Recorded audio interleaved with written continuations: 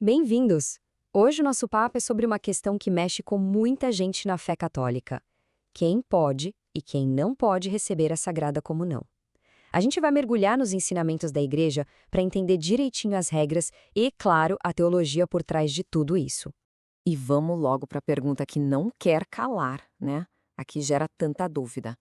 Que pecados, que tipo de ações, segundo a doutrina da Igreja, realmente barram alguém de comungar?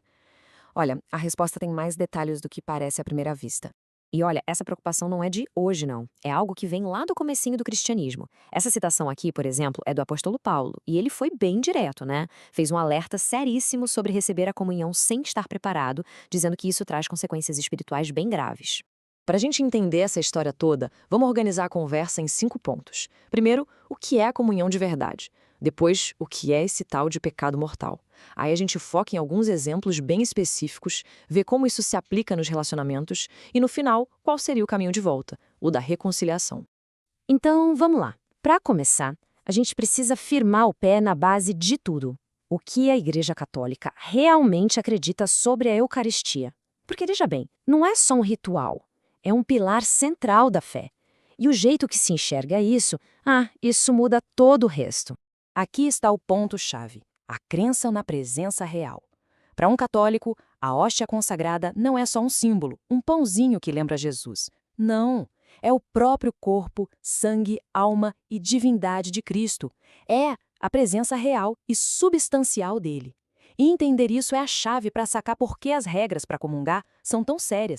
E o próprio nome já dá a dica, né? Comunhão. Comum união. A ideia é justamente essa, uma união profunda, íntima mesmo. É aquele momento em que, na fé católica, a alma se conecta diretamente com Jesus, algo que vai além do físico. Esse é o grande objetivo do sacramento. Ok, então se a comunhão é sobre união, faz todo sentido perguntar o que pode quebrar essa conexão. E é aí que entra o conceito de pecado mortal. A Igreja vê esse tipo de pecado como um obstáculo direto, sabe? Uma ruptura feita de propósito com essa união. E aqui tem uma distinção que é super importante. Não se trata do que a pessoa sente. Alguém pode até sentir um amor imenso por Deus, mas, segundo a doutrina, existem certas ações, atos graves, que por si só já quebram essa amizade. O foco é total na ação, no que foi feito, e não na emoção da hora. Para um pecado ser considerado mortal, não é qualquer coisa. Tem que rolar 3 condições juntas. Primeiro, a matéria tem que ser grave, ou seja, o ato em si tem que ser algo sério.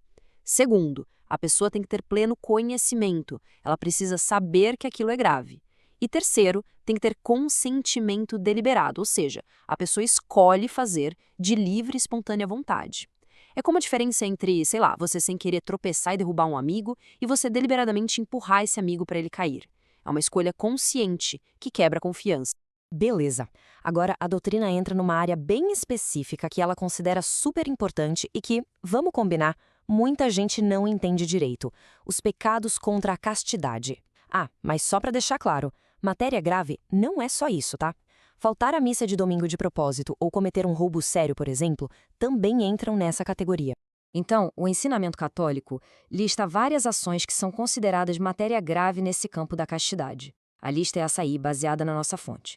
Inclui coisas que são vistas como um desvio do propósito da sexualidade, que para a doutrina é algo exclusivo do casamento, sabe? A ideia central é que esses atos, pela natureza deles, vão contra a união total que o ato sexual deveria simbolizar dentro do matrimônio.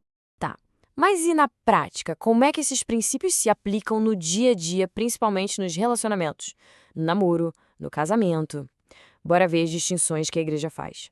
Olha só essa comparação. De um lado, o que a doutrina chama de namoro cristão, que tem um propósito claro, ver se aquele relacionamento vai dar em casamento, tudo com base na castidade e na fidelidade. Do outro lado, o que a gente conhece como ficar, os relacionamentos mais casuais. A Igreja enxerga isso como algo focado mais no prazer do momento, sem aquele compromisso que ela acha fundamental.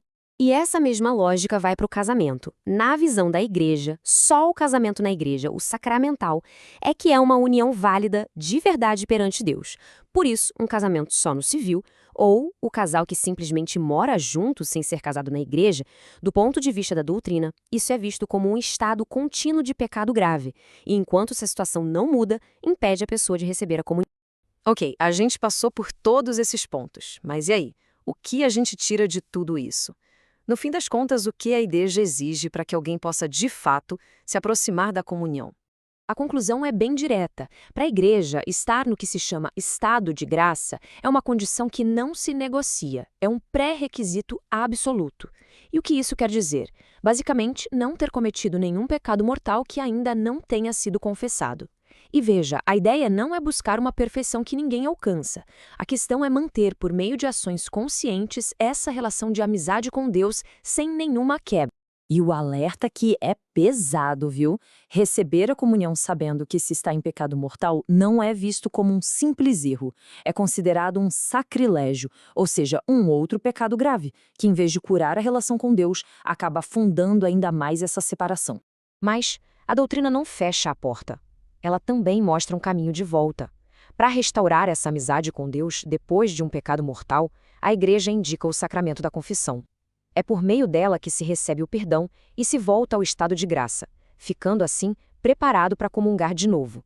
E com isso, a gente fecha essa análise. Vimos que, para a doutrina católica, a comunhão é a presença real de Cristo, o pecado mortal é uma quebra consciente dessa amizade e a confissão é o caminho para consertar as coisas. Tudo isso nos deixa com uma pergunta bem interessante para pensar, né?